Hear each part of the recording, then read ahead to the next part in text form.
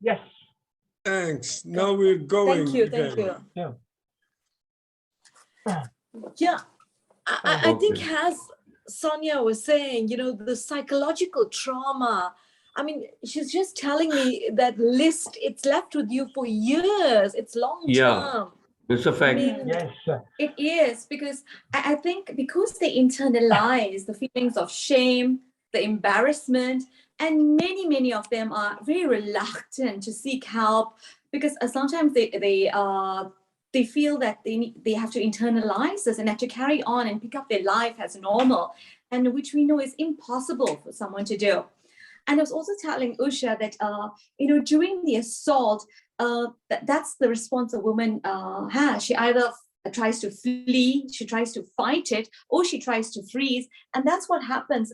They try to react in different ways. And women, it's more especially the stigma of the rape, the anxiety, the shame, and it affects the relationships with the opposite sex, the same-sex partner. And it often leads to feelings of helplessness and guilt. And denial is uncommon. You know, they try to deny what has happened. And this denial can carry on for weeks, months, and even years. And I think eventually this leads to post-traumatic distress syndrome. Yeah. And with post-traumatic distress, and that is more dangerous. Yeah, that's more dangerous. It is, because it becomes a psychiatric disorder, and only with intensive long-term cognitive behavioral therapy and pharmacotherapy can somebody receive help. Because unlike PTSD, you know, women, men, they tend to re-experience this event over and over again in the form of nightmares. Or sometimes we might even avoid a situation that depicts the situation of the rape. And this leads to more of a startle response, where a woman becomes very afraid of the gender that actually perpetrated the rape. But, you know, I was saying, Usha, that rape recovery is very much possible. It's very much promising as well. And I think as long as you have an empathetic counselor, empathetic person that's not going to judge you, but it's going to listen to you, and somebody who you can trust, I think. And recovery is absolutely possible. You know, it's like, although it's such a negative, it's such a horrific, violent scene or scenario, but recovery is definitely possible. It's good to hear. Yeah. And you know, these are soldiers. They train for war. I mean, they carry military weapons. Yes. And these women, their mothers, you know, somebody's daughters, somebody's sisters. Yeah. They don't have weapons. I mean, you know. So rape is a weapon of war. Sorry, Stefan, do we have to just mail her to log in again?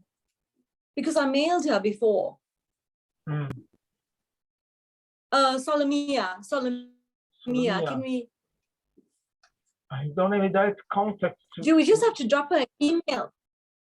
Yes.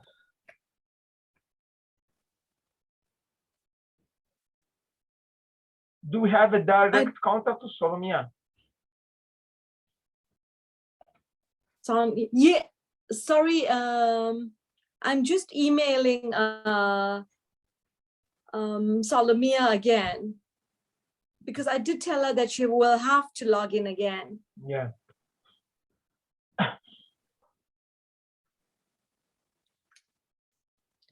So like we're saying, you know, it's sad, and it's just some of the soldiers, it's not all of them, but you know, they trained in the military, and like Sonia is saying, you know, PTSD, it's something, you have these flashbacks, you have these terrors, you can't sleep. I mean, and as well, the soldiers also suffer with them as well. In fact, the first research was conducted with the soldiers, and they were the ones that's when we were able to diagnose PTSD, because it manifested in so many different ways in their lives, and that's what made them very hostile, very socially withdrawn, and it led to lots of substance abuse as well, irritability, the anger, the flashbacks, all of these. And it also led to lots of phobias as well. phobia of the nighttime, phobia of the sounds of the gunshots as well. You know, those were some of the real experience that they felt. So it was with the soldiers as well as, you can say with the victims as well as with the perpetrators. It was like the cycle of abuse that continuously continued. That's what happened. PTSD. Yes. Now, if I may, I recently, about 3 days back, I had a minor accident, traffic accident. A car hit me from behind. I'm sorry about that. Thank God, I'm fine, thank you. But you know what? I'm still having. I had a nightmare last night that the car is bumping into. So it's such a small thing, but compare it with rape. Compare it with rape. Imagine that. I can understand. I just woke up shouting this morning. I saw I had a nightmare that the car was hitting me. So it's terrible. So can you imagine a rape? Yeah, I can imagine. If a small minor accident can cause you to have that nightmare and wake up with that startled response. Imagine for a woman, and a male, physically, he's stronger than her, he's bigger built than her, and we are more smaller, more gentler, we're more submissive as well. And here you are forced into an act, and it's such an intimate act as well. And what happens as well is that women, if you've been raped, you tend to associate sex with violence or sex with pain, and it leads to very painful sex as well, which we call dyspareunia, where they're unable to enjoy the sexual act as well. So it affects them in a myriad of ways, you know, not just relationships with their partner, relationships with their family, relationships with their co-workers, because they're irritable, they're on the edge, they're fearsome, they're worrisome.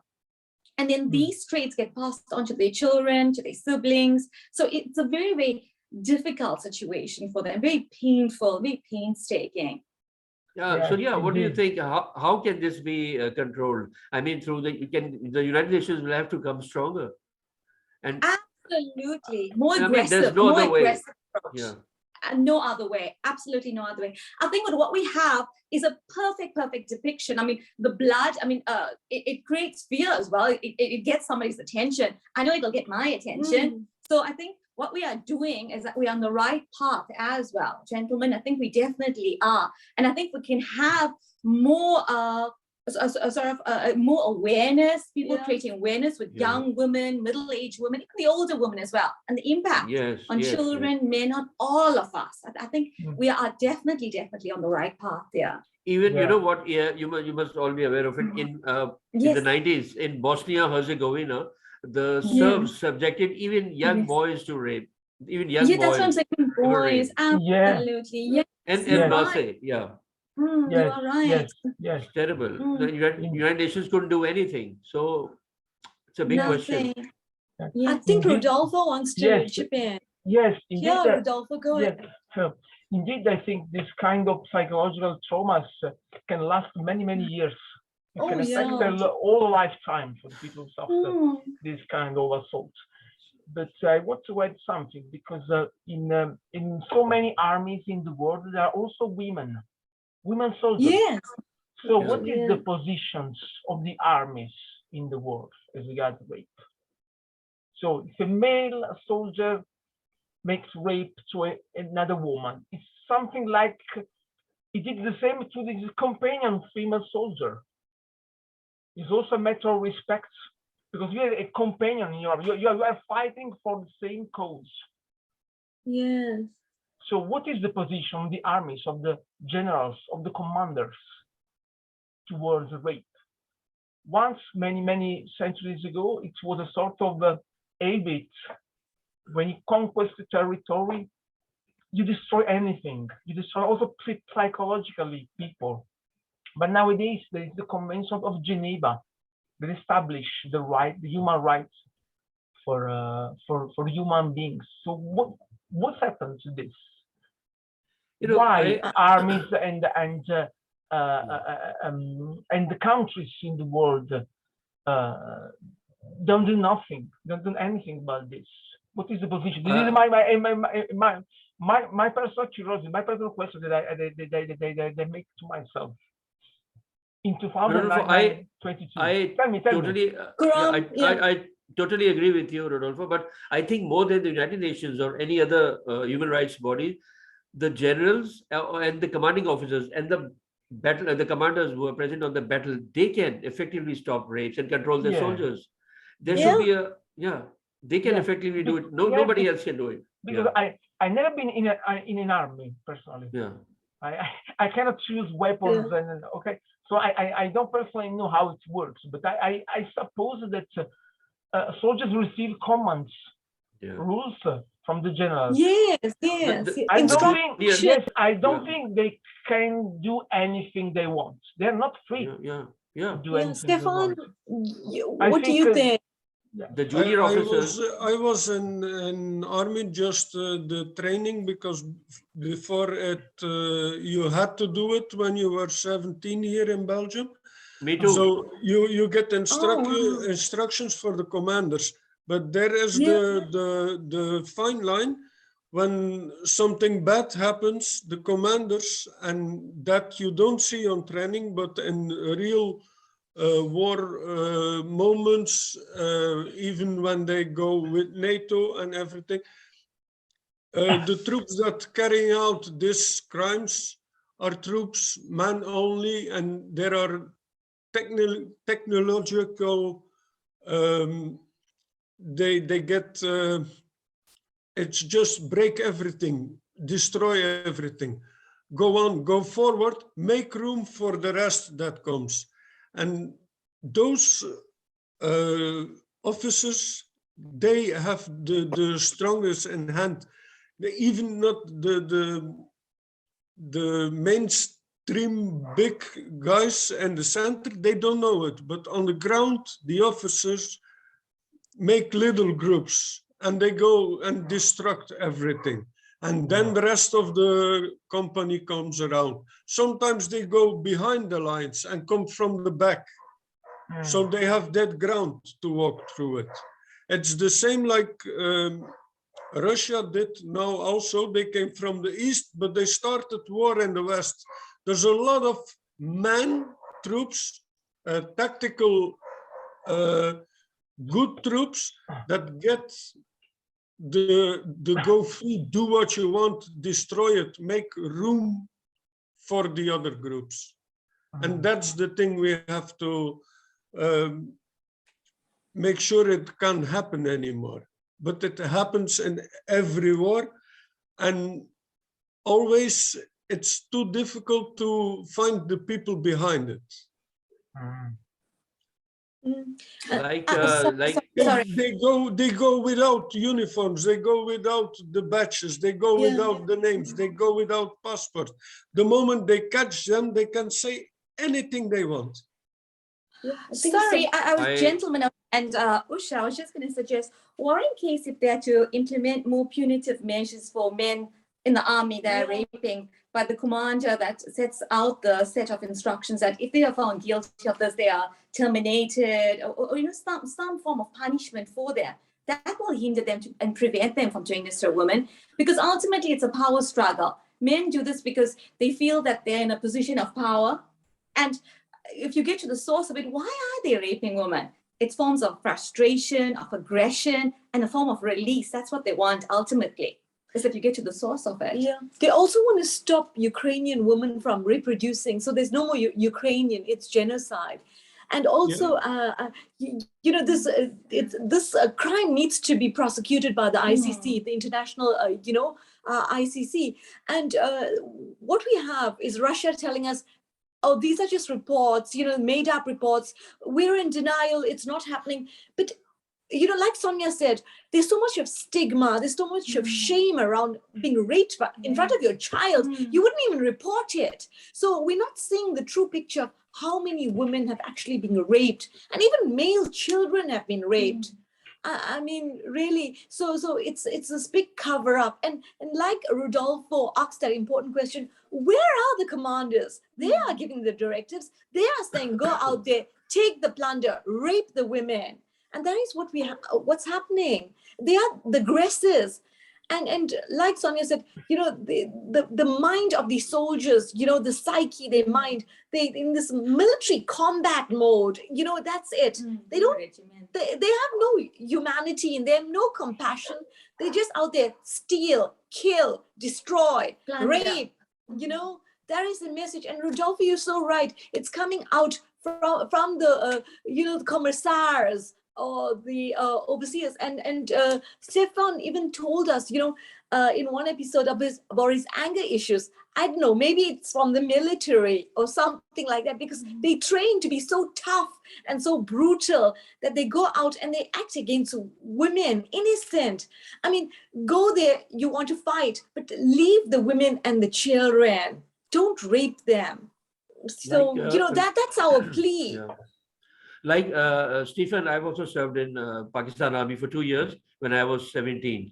And we were given manuals and instruction books, do's and don'ts. But I am convinced that only the battle commanders, the junior officers like captains and majors, only they can stop their soldiers from raping, from using rape as a weapon of war. I am convinced nobody else can do it. Only the battle commanders, the junior officers like captains and majors, they can stop the soldiers. Nobody else can. That's the difficulty, because in wartime they change directly. Yeah. Because they know the phones are tapped and all for the government where they work for. So they go on, like I say, on humanity, not like soldiers, but like humans, but with no passport, with no recognitions, with no symbol of their country. They go, it's the I don't know how to say it in English. They go on to clean up the floor for the army that comes behind it. Yeah. And that's the biggest crime. It's just a terrorist act from a government. Yeah. And now it's the Russians and Ukraine, but before it was the Serbs and the side from Yugoslavia. They did the same. When the Americans came to Iraq, they did the same also. Yeah. They raped so many women, Iraqi women. Following up from other countries. It's just making the floor clean, making them cry, making them mouth stop. They can say nothing, break them, destroy them, and then they come. And then they come like it's something they do good for the people. But it's not good. No war is good. No rape is good. And when there's footage of it, you never find out which are the people who did it. But because they note other companies on other places, it's like they don't know which aircraft or van is at the moment from the war. They change plates. They do everything. They try to do it incognito. You're right. So it's like the terrorist act. They put something up and then they change all the people and they change all the names so they can go on in their crime. But remember, only armies can stop this.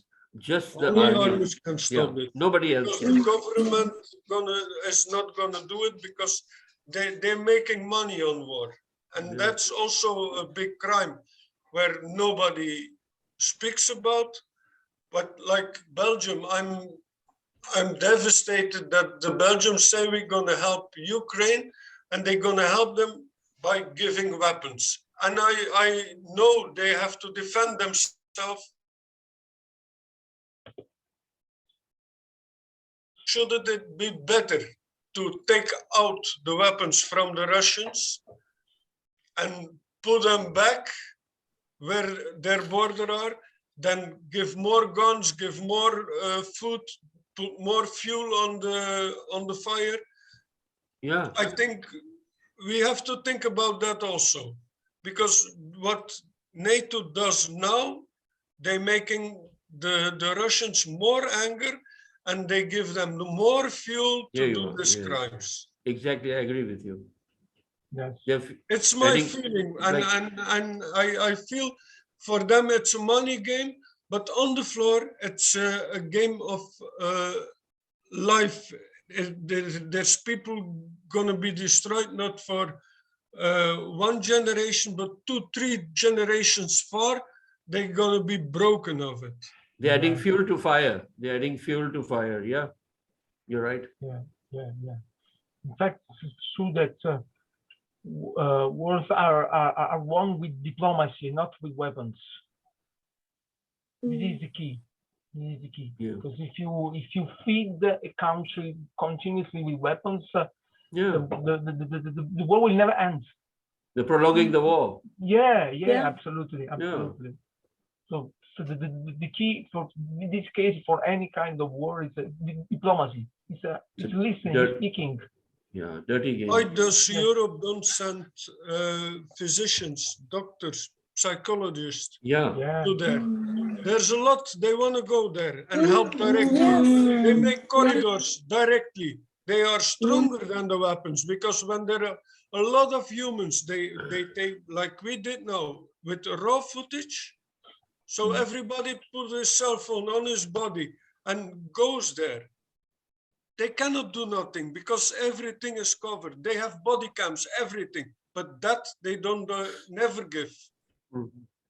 And even the doctors are, you have doctors without vacations, you have doctors without borders. They do it, but give these people a body cam that they can show to the world what they're doing. I know it's something with the privacy of the patient, but then we know it, then the world knows it.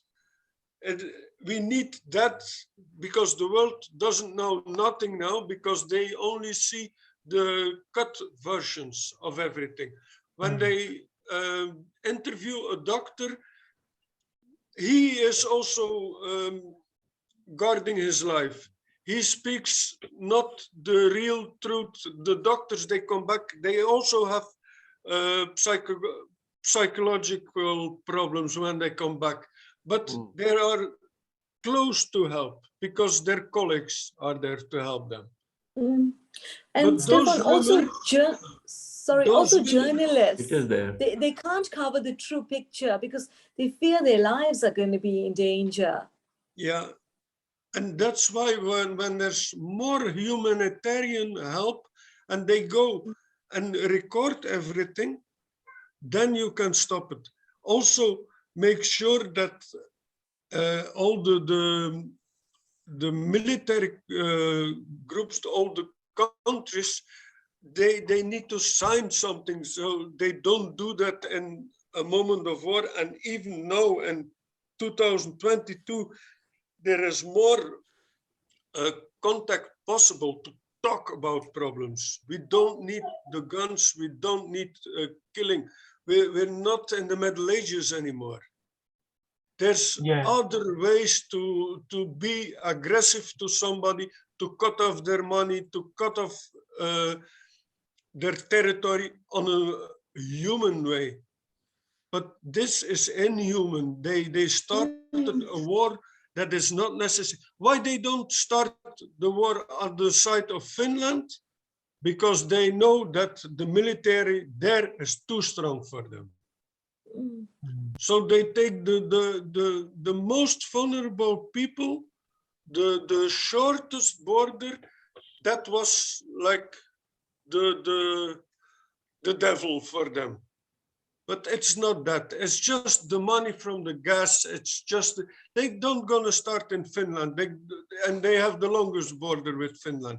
They don't gonna start to Poland because they know Poland gets too much help from us.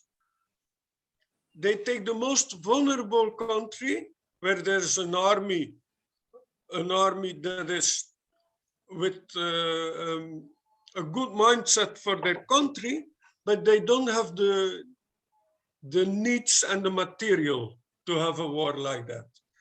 And the war started when the Russians were already half a year started to building up to start this war, and the world did nothing. Absolutely.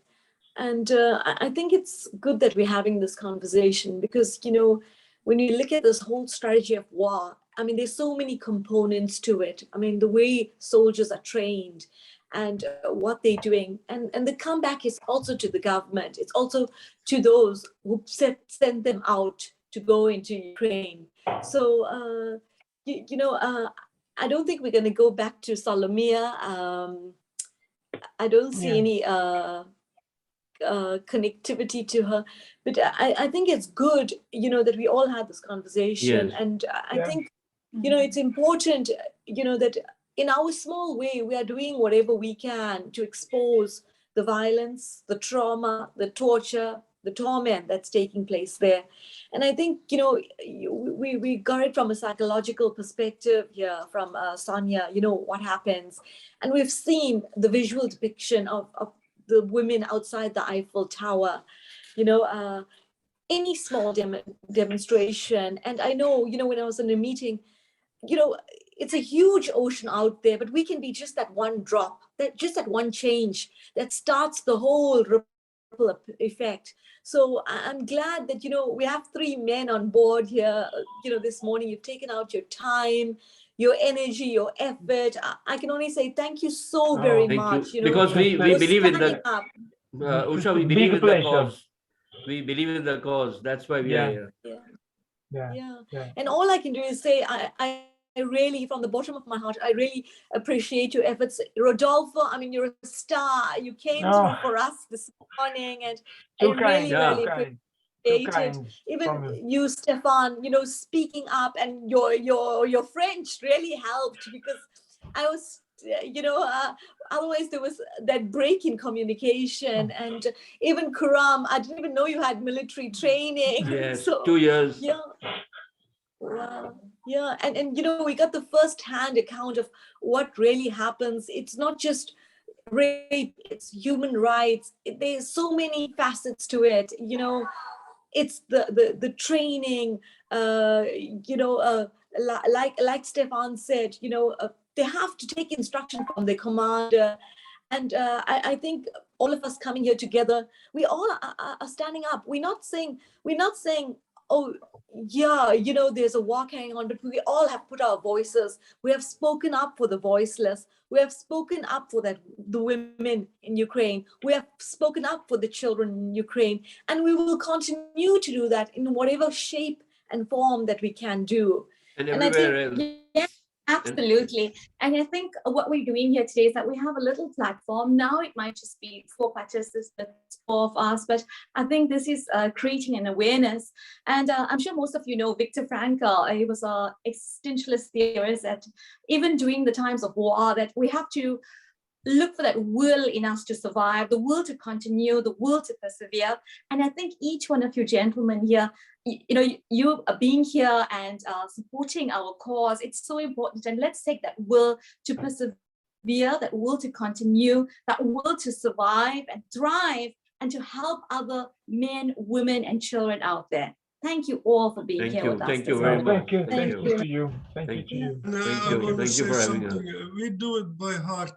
So we can change at the moment. When we need somebody who speaks French, we find somebody. When we need somebody who speaks Italian, we find somebody. When we need somebody who speaks Ukrainian, we find somebody. When we know somebody who needs to talk to Pakistani, we find somebody. Yeah. Let's do it.